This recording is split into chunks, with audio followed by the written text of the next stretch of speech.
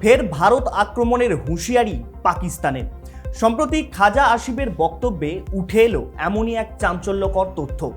সীমান্ত সংঘর্ষ এবং সন্ত্রাসবাদ, এসব নিয়ে ভারত পাকিস্তান সংঘাতের কথা আমরা বহুবার শুনেছি, কিন্তু এবারে ভারত পাকিস্তান সংঘাতের প্রধান কেন্দ্রবিন্দু হতে চলেছে সিন্ধুর জল।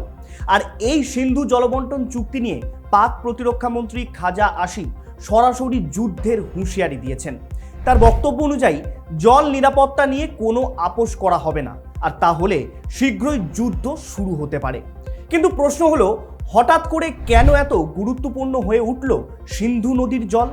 কি কারণ লুকিয়ে রয়েছে সিন্ধু জলবন্টন চুক্তিতে?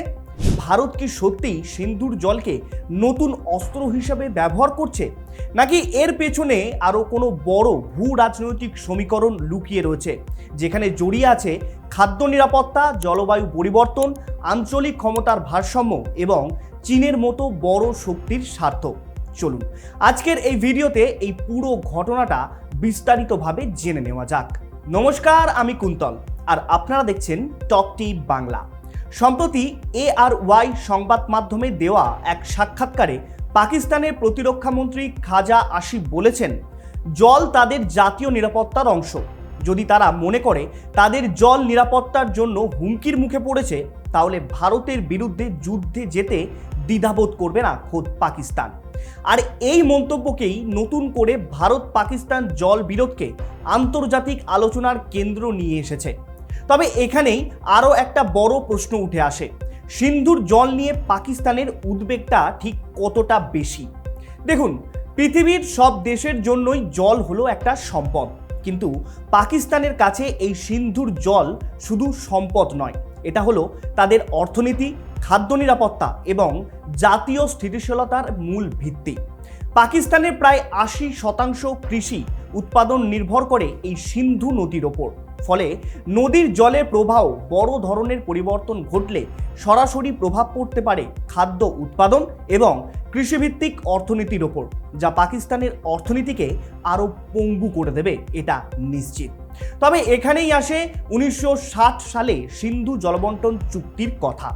সাধারণত আমরা জানি পাকিস্তান একটা ডাউনস্ট্রিম দেশ, অর্থাৎ নিচের তলার দেশ, যে কারণে সিন্ধু নদীর জল ভারত হয়ে পাকিস্তানে প্রবেশ করে। ভবিষ্যতে জল নিয়ে যাতে এই দুই দেশের মধ্যে কোনো বড় ধরনের বিরোধ তৈরি হতে না পারে, ঠিক সেই কারণেই বিশ্ব ব্যাংকের মধ্যস্থতায় 1960 সালে স্বাক্ষরিত হয় এই সিন্ধু জলবন্টন চুক্তি। আর এই চুক্তি অনুযায়ী পাকিস্তান সিন্ধু নদীর জল ব্যবহারের অধিকার পায়। সিন্ধু জল চুক্তি অনুযায়ী ভারতের কিছু নির্দিষ্ট অধিকার রয়েছে।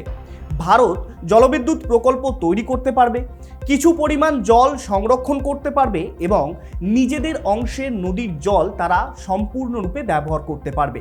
কিন্তু পুরো নদীর প্রবাহ বন্ধ করে দেওয়ার মতো অবকাঠামো এখনও ভারতের কাছে নেই। তাহলে প্রশ্ন হলো, পাকিস্তান এত উদ্বিগ্ন কেন এই সিন্ধু জল নিয়ে? এক্ষেত্রে পাকিস্তানের আশঙ্কা, ভারত ধাপে ধাপে আরও বেশি জল সংরক্ষণ করে নতুন প্রকল্প তৈরি করতে পারে, যা ভবিষ্যতে পাকিস্তানের ওপর একটা চাপ সৃষ্টি করবে। কিন্তু ভারত কি আদৌ সেটা চায়? তাহলে এক্ষেত্রে ভারতের আসল মোটিভ বা উদ্দেশ্যটা কি? এখানে ভারতের আসল উদ্দেশ্য শুধুমাত্র সিন্ধুর জল এমনটা নয়। এক্ষেত্রে প্রধান উদ্দেশ্য পাকিস্তানের সন্ত্রাসী মনোভাবকে জব্দ করা। এ বিষয়ে ভারতের প্রধানমন্ত্রী নরেন্দ্র মোদীও বলেছিলেন, রক্ত এবং জল কখনোই একসাথে বইতে পারে না। আর সেই সময় থেকেই আন্তর্জাতিক মহলে এই একটি ধারণা তৈরি হয় যে দেশ সন্ত্রাসবাদকে সমর্থন করবে, তার সঙ্গে স্বাভাবিক সম্পর্ক বজায় রাখা একেবারে কঠিন। আর ভারতের কাছে এখন জল শুধু উন্নয়নের বিষয় নয়, এটা একটা কূটনৈতিক চাপ সৃষ্টির হাতিয়ারও বটে। এক্ষেত্রে ভারত সরাসরি চুক্তি ভাঙার কথা না বললেও পাকিস্তানকে বুঝিয়ে দিতে চাইছে যে সীমান্তে সন্ত্রাসবাদের মূল্য দিতে হচ্ছে খোদ পাকিস্তানকে। তাহলে নতুন করে বর্তমানে খাজা আসিফ কেন ভারতের বিরুদ্ধে এমন মন্তব্য করছেন? ভারতের বিরুদ্ধে এমন কঠোর মনোভাবের প্রধান কারণ হলো 2025 সালে কাশ্মীরের পেহেলগাঁও হামলার পর ভারত সিন্ধু জল চুক্তিকে স্থগিত রাখার সিদ্ধান্ত নিয়েছিল এবং তারপর বহু পাকিস্তানের তরফ থেকে ভারতকে হুমকিও দেওয়া হয়েছিল। আর সেই ক্ষোভটাই আবার প্রকাশ করছে পাকিস্তান। অন্যদিকে বর্তমানে পাকিস্তানে অর্থনৈতিক সংকটে ভুগছে। বৈদেশিক ঋণ, মুদ্রাস্ফীতি, রাজনৈতিক অস্থিরতা এবং নিরাপত্তার চ্যালেঞ্জ পাকিস্তানকে ধীরে ধীরে এক প্রকার দুর্বল করে তুলেছে। এছাড়াও সম্প্রতি পিওকে বা পাকিস্তান অধিকৃত কাশ্মীরে মারাত্মকভাবে বিক্ষোভ চলছে। এর আগেও কিন্তু আমরা এই বিষয়ে বলেছি।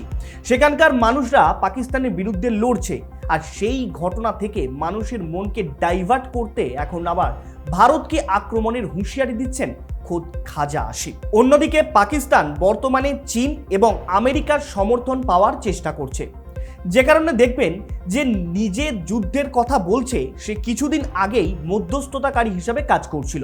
অর্থাৎ এখন আবার যুদ্ধের হুঁশিয়ারি দিয়ে নিজের ইমেজকে সবার সামনে তুলে ধরতে চাইছে যে তার আসল স্বরূপটা ঠিক কী। আসলে পাকিস্তান এমন একটা ফেক ন্যারেটিভ ছড়াতে চাইছে যেটাতে নিজেই নিজের বিপদ ডেকে আনছে। তবে ভারত আর পাকিস্তান সংঘাতের পেছনে চীনের একটা বড় ভূমিকা রয়েছে, কারণ চীন পাকিস্তানের সবচেয়ে কৌশলগত অংশীদার বা পার্টনারশিপ বলতে পারেন। বর্তমানে চীন পাকিস্তান অর্থনৈতিক করিডর বা সিপিইসি প্রকল্পে কয়েক দশক ধরে বিলিয়ন বিলিয়ন ডলার বিনিয়োগ করেছে বেইজিং। যদি ভারত পাকিস্তান এরকম একটা জলসংকট আরও তীব্র হয়, তাহলে চীনের এই বিনিয়োগ একেবারে বিফলে চলে যাবে, যে কারণে চীন কূটনৈতিকভাবে পাকিস্তানের সাইটই এখন নিচ্ছে।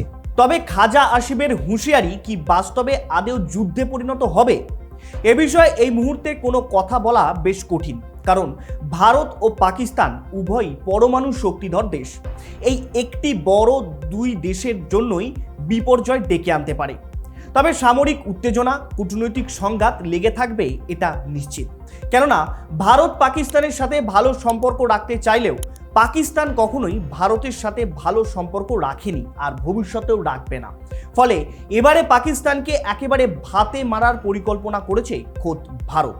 তবে এখানেই আরেকটা গুরুত্বপূর্ণ প্রশ্ন উঠে আসে, ভারত কি সত্যি পাকিস্তানের জলের প্রবাহ বন্ধ করার ক্ষমতা রাখে?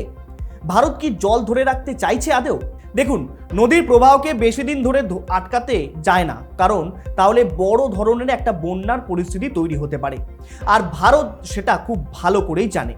বর্তমানে E85 পেট্রোলের প্রসঙ্গ সামনে আসছে, আর এই ইথানল তৈরি করতে গেলে প্রচুর পরিমাণে জলের প্রয়োজন হয়, যা এই সিন্ধুর জল ধরে রেখে ইথানল তৈরিতে কাজে লাগাতে পারে এমনটাই মনে করা হচ্ছে।